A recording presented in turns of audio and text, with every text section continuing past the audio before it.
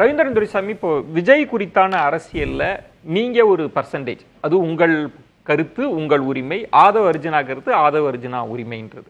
இப்போ அது அவங்க வந்து ஒரு 25% அதை அவங்க சொல்றாங்க எங்களுக்கு இருக்கு அப்படின்றது கருத்து. அதுல அதிமுகவிடம் இருந்து வருது, திமுகவிடம் இருந்து வருதுன்றாங்க. இல்லை இன்னொரு ஃபோர்ஸ் நம்ம பேச வேண்டியது நாம் தமிழர் கட்சி. அவங்க எல்லாரையும் விமர்சிப்பதற்கான பரந்த வெளி அவங்களுக்கு இருக்கு. உண்மையில் மாற்றத்தை விரும்புகிறவர்கள் விஜய் நோக்கி நகர்ந்தா நாம் தமிழர் கட்சிக்கு என்ன பொசிஷன், அப்ப அவருக்கு நெருக்கடியா, இப்படி நிறைய கேள்விகள் இருக்குல்ல. ஆதவ் அர்ஜுனாவுடைய பேட்டி, அந்த நிலைப்பாடு, களம் எப்படி இருக்குது, எப்படி உங்க பார்வை? ஆதவ் அர்ஜுனாவுக்கு கருத்து கணிப்பு பொய், அது ஒரு டிஸ்ஆனஸ்ட் ஒரு கிளைம், அது பொய்ன்னு அதை அடிச்சிடலாம். அதுக்கு எந்த ஏத்துக்கல, நீங்க எந்த எவிடன்ஸும் கிடையாது, இதுவும் கிடையாது. அப்போ நாளைக்கு அஜித் நான் வரேன் எனக்கு 30% கருத்து கணிப்புன்னு சொல்லிட்டு இருக்கலாம். அதெல்லாம் வேஸ்ட். சும்மா இந்த ப்ரொமோஷன் பிராண்டிங் ஸ்டைலில் அது பண்ணுறது, அதை விட்டுறலாம். க்ரௌட் புல்லிங் கெப்பாசிட்டி உள்ள ஒருத்தருக்கு 234 போட்டால் ஒரு வாக்கு வலிமை உண்டு. அது பவன் கல்யாண், விஜயகாந்த், கமல்ஹாசன், விஜய்க்கும் அது உண்டுங்கிறத ஏற்றுக்கலாம். இந்த இடத்துக்குள்ள இந்த இடம் ஒரே ஒரு சின்ன விஜயகாந்தை தாண்டி கமலஹாசன் அவங்களை தாண்டி விஜயினுடைய வசீகர தலைமை செல்வா, அதுக்கெல்லாம் ஓட்டு இல்லை, லீடர்ஷிப்புக்கு தான் ஓட்டு. இப்போ நீங்கள் கமல்ஹாசன் வந்தார், கமல்ஹாசன் வரும்போது சீமான் 1.1% வாக்கில் தான் இருந்தார்.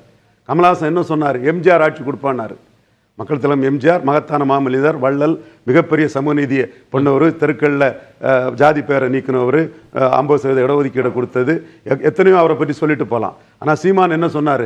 எம்ஜிஆர் ஊழல் பெருச்சாளி, சாராய அவர்களை கல்வி தந்தை ஆக்குனார், அது கூடாது, முல்லை பெரியாரை விட்டு கொடுத்தாரு, ராஜா முகமது தான் சரியான ஆளுன்னு அவருக்கு விஷயம் சொன்னார்.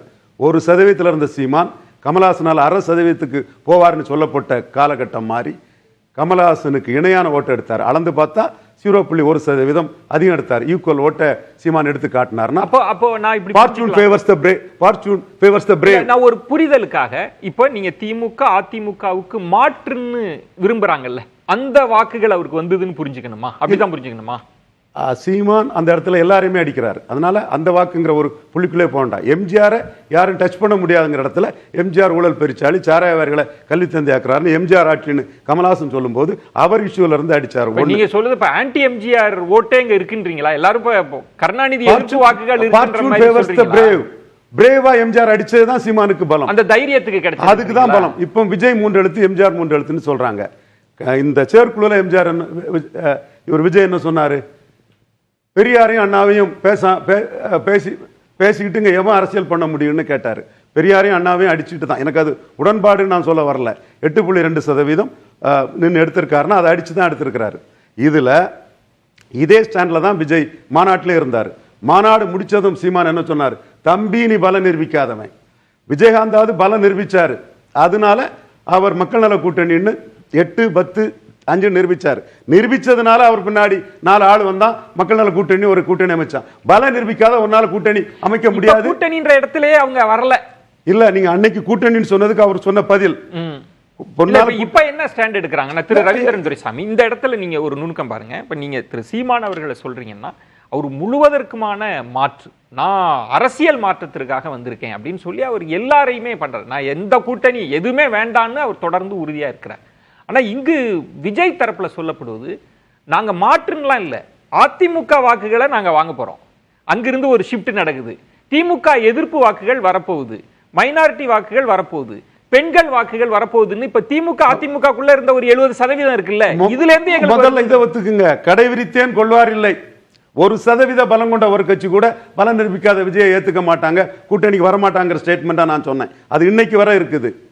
அதுல இருந்து அவங்க இன்னைக்கு ஸ்டாண்ட ஷிஃப்ட் பண்றாங்க, அது அவங்க உரிமை. மக்களை நம்பி போறோம், தப்பு இல்ல. அப்ப நீங்க ஆனஸ்டா சீமான மாதிரி முதல்ல வந்து ஏபிசிடி எதிர்ப்பு, ஏடிஎம்கே எதிர்ப்பு, பிஜேபி எதிர்ப்பு, காங்கிரஸ் எதிர்ப்பு, டிஎம்கே எதிர்ப்புன்னு திமுகவும் அண்ணா திமுகவும் காங்கிரஸ் பாஜகவின் ஊதுகுழல் ஒட்டுழைன்னு 4 வரையும் அடிச்சிருக்கணும். நீங்க ஏன் அடிக்கல? இல்ல திரு ரவீந்திரன் துரைசாமி, அந்த இடத்தில் ஒரு இடத்தை பாருங்க, அந்த ஸ்பேஸ் முழுவதும் திரு சீமான் அவர்கள் ஹோல்ட் பண்ணி வச்சிருக்காங்க. இங்க இவங்களோட பிளே, இந்த பேட்டியிலிருந்து நம்ம புரிஞ்சுக்கிறது, அதிமுக அவர்கள் சொல்றது பலவீனமா இருக்கு, அந்த வாக்குகளை கிட்டத்தட்ட 60%, 70% எங்களுக்கு வந்துரும் அப்படின்றது. அது எப்படி? அதனாலதான் நாங்க பேசல. அதிமுகவுக்கு இன்னமும் அந்த ஸ்பேஸ் கொடுக்கறாங்க. இதுல திமுக பாஜக தவிர எல்லா கட்சிகளும் வரலாம். திமுக வாக்க விஜய் அசைக்க முடியாது. விஜய்க்கும் திமுகவுக்குள்ள உறவு 2011 முடிஞ்சு போச்சு.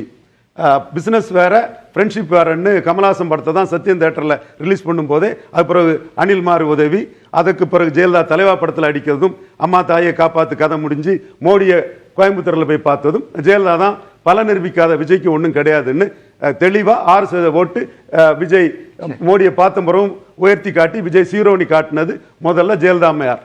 அதான் பல நிரூபிக்காத விஜய். அதைத்தான் எடப்பாடி பழனிசாமி சார் நீங்க அப்போ விஜய் தீவிரமா களமாடினாரா, இப்ப செய்ய போற மாதிரி ஆக போறாருன்ற ஒண்ணு. நீங்க இன்னொருக்கு விளக்கம் கொடுங்க. இப்போ ரகு அவர்கள் சொன்ன மாதிரி திமுகவுக்கு இப்ப ஒரு பெண்கள் ஆதரவு இருக்கு. ஜெயலலிதா அவங்க மறைவுக்கு பிறகு நீங்க டேட்டா பாக்குறப்ப பெண்கள் ஷிஃப்ட் இருக்குல்ல. இவங்க என்ன சொல்றாங்கன்னா திமுகவை ஆதரிக்கிற பெண்கள் இருக்காங்கல்ல, அவங்க எல்லாம் எங்களுக்கு வருவாங்கன்றதை எப்படி ஏத்துக்கலாமா? இல்ல, உங்களுக்கு ஆந்திராவில இருந்து ஓட்டு வரும், கர்நாடகாவில் ஓட்டு வரும், நீங்க கிளைம் பண்ணலாம், அது உங்க கிளைம்.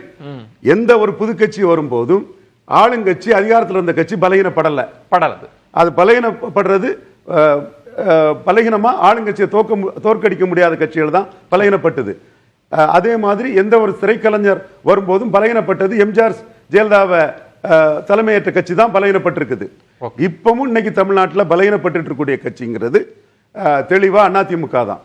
இந்தியா டுடே கருத்து கணிப்பு 55% இந்தியாவிலே second best chief minister Stalin கொடுக்குறான். சமீபத்தில் வந்து ஒரு வார இருமுறை எழுதல 55% ஸ்டாலின் கொடுக்குறாங்க. அப்ப அந்த கருத்து கணிப்பு எடுக்கவா இவர் இன்ட்ரெஸ்டட் ஒரு பொலிட்டிக்கல் பார்ட்டியில் உள்ள மோட்டிவேட்டட் கருத்து கணிப்புன்னு இவர் சொல்லக்கூடிய பொய்யை எடுக்கிறதா? நம்ம வந்து அந்த கட்சி அவங்களுக்காக எடுத்துக்கிட்டதை பெருசா நம்ம ஓன் பண்ணி பேசணும்னு அவசியம் இல்லை. நீங்க சொல்றதை நான் ஏத்துக்கிறேன், அது அவங்க கருத்து. இந்தியா டுடே கருத்து கணிப்பு தமிழ்நாட்டோட கிரெடிபிலிட்டியை காட்டின கருத்து கணிப்பு இல்ல. அந்த இடம் தான் இப்ப ராம்கி சொன்னார்ல, அதிமுக அப்படி ஒண்ணும் பலவீனம் அடையல. நீங்க களத்துக்கு போறப்ப இபிஎஸ் தான் மேல இருப்பாங்கன்றதை நீங்க ஏத்துக்கிறீங்களா? விஜய் டச் பண்ண முடியாது. இந்த இடத்துக்குள்ள இபிஎஸ் கிட்டையும் பாஜக கிட்டையும் விஜய் தொடர்பா பாஜக கிட்ட பெரிய அளவிலையும் இபிஎஸ் கிட்ட சிறிய அளவிலையும் பதட்டம் இருக்கு. அது கூடாது. இன்னைக்கு சீமான் அடிக்கிற மாதிரி போல்டா நிக்கணும். எதுக்கு கடற்கரையில் 2 ஏக்கர்ல சமாதி யாரு கேட்கிறாரு? பேரறிஞர் அண்ணா பெருந்தகைக்கு, முத்தமிழறிஞர் கலைஞருக்கு, புரட்சித்தலைவர் ஜெயலலிதா அம்மையாருக்கு, மக்கள் தலைவர் எம்ஜிஆருக்கு 4 பேருக்கும் கேட்கிறாரு. எதுக்கு ஆஸ்திரேலியா கடுத்த கடற்கரை ஆலையை கடுத்து விஜய் தான் அடிக்கிறாரு. எம்ஜிஆர் அண்ணா பெரியார் அண்ணாவையும் மீறிங்க யாரும் அரசியல் பண்ண முடியும்னா நான் இதை சொல்லிதான்பா இதை எடுத்திருக்கிறேன், இன்னும் 8 16 ஆக்கும்னு விஜய்க்கு தான் அடிக்கிறாரு. அடுத்தால பெரியார். நீங்க சொல்வது வந்து நாம் தமிழர் வந்து ரைஸ் ஆவாங்க, விஜய் பெரியார் மேட்டல் அடிக்கிறாரு. இன்னைக்கு இருமுனை போட்டிங்கிறாரு. பெரியாரை வச்சு உள்ள ஓட்டு ஸ்டாலினுக்கு தான் போகும். பெரியாருக்கு பாரத்னா அதிமுக கேட்கிறாங்க, இவரும் பெரியாருங்கிறாரு. சீமான் அந்த வார்த்தையை நான் சொல்ல விரும்பல, சரி விஷயத்தை சொல்லும்போது சொல்லிதான் ஆகணும். பெரியாரே மண்ணுன்னு சொல்லி எய்த்து அடிக்கிறாரு. அப்ப விஜய் சொன்ன அந்த கருத்தை போப்பா கமல்ஹாசன் எய்த்து அடிச்சு ஜெயித்த மாதிரி ஒன்னே எய்த்து அடிச்சு ஜெயிப்பன்னு பெரியாரையும் அண்ணாவையும் போல்டா அடிக்கிறாரு. ஃபார்ச்சூன் ஃபேவர்ஸ் த பிரேவ். நம்ம கடும் சொற்களை வந்து அரசியல்வாதிகள் மேடைகள்ல பேசுனேன். எனக்கு உடன்பாடு கிடையாது. அதனால தான் மக்கள் தலைவர் எம்ஜிஆர் சமநீதிக்கு அவர் பார்ட்டி தொண்டுகளை நான் பதிவு பண்ணேன்.